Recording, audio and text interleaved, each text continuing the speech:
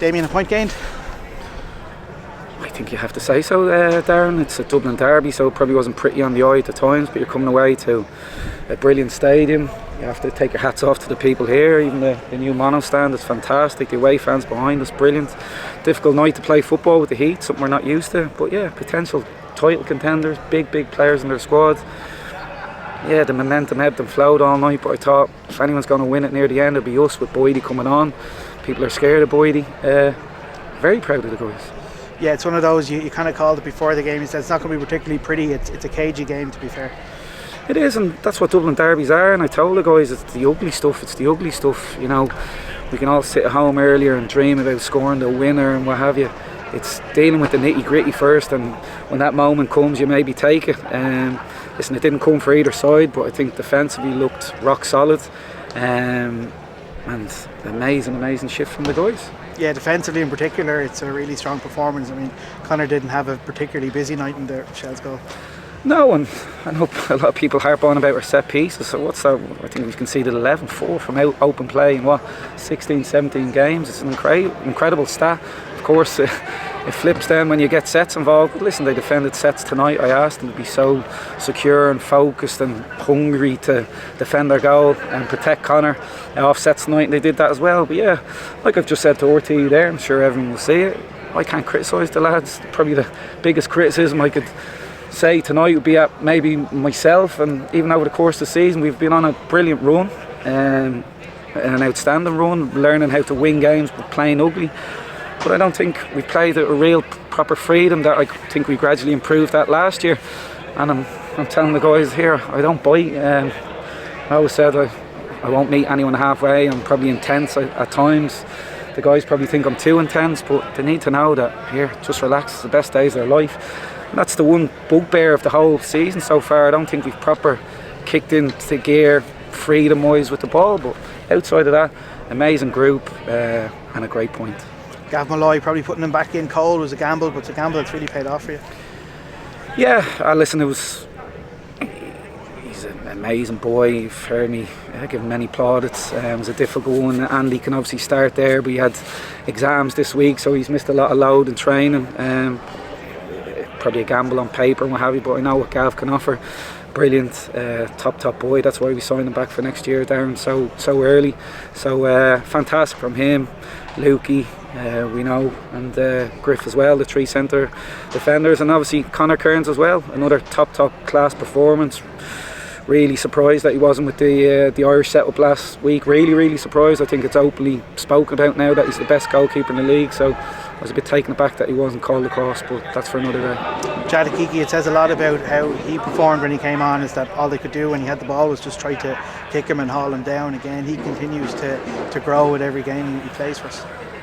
Yeah, amazing. And listen, you go back, I think it's a month back to Drogheda, he was amazing then. He's eye-catching, and you could see teams maybe across the water are looking at him going, he's a player. He is a player. But then the last couple of weeks, again, maybe me being so intense, Jad, I've had a good chat with him. He came off it a bit. He wants it so bad, maybe like I do. But Jad, along with the rest of the guys, like I said, we don't bite the staff. They're wonderful players.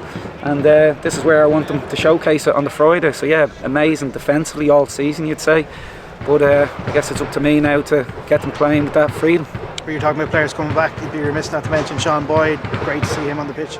I don't think he'd let us allow us to not mention it, but you could see straight away he comes on and he just occupies people. And maybe as a midfielder in the back line, you just see Sean, you want to play more direct to him, but at the same time it did cause a bit of carnage. Last 25 minutes he looked good, and he ruffled up their back line, and I think that momentum, I thought it brought a real momentum change when he came on. So, but with Sean, as I've said many times, he'll be, oh yeah, great, I'm back now. He needs to keep building, like I told him after, and keep getting fair. The half-time change as well, it gave us a lot of impetus in midfield in particular. Were you pleased by how the players started the second half? Yeah, and obviously they had moments, you know, like I said, the game does ebb and flow and what have you. So second half, we obviously changed then the shape as well. But now the subs, I thought were excellent tonight. And like Joey said to the guys after, we've got our squad back now. You can't be getting the hump if you're taken off, and if you're anyway off it, we will take it off. So no, the guys that came on did brilliant, and I said if there was one team maybe going to win, it would be us. I know you talked about the edge during the week and bringing the intensity, even in that last 10-15 minutes when the game explodes to life. You could really see that from your players.